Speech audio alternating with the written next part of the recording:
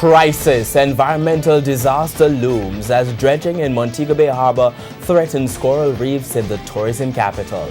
Good evening and welcome to Primetime News on air and online at onespotmedia.com. I'm Archibald Gordon. And I'm Doreen Samuels. Also this evening, nepotism.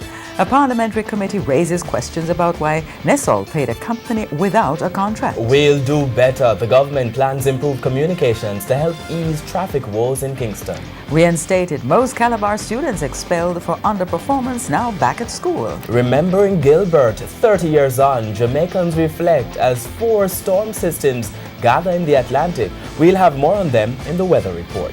And in business news, Brazilians' tourism sector faces up to cyber threats seeking solutions. There's also sports commentary and weather in the primetime package. But before the break, the feedback question. This evening we're asking, what is your recollection of Hurricane Gilbert? We should have some really interesting comments online. Facebook.com/Television Jamaica and tweets at Television Jam. Stay with us. Primetime News returns after this break.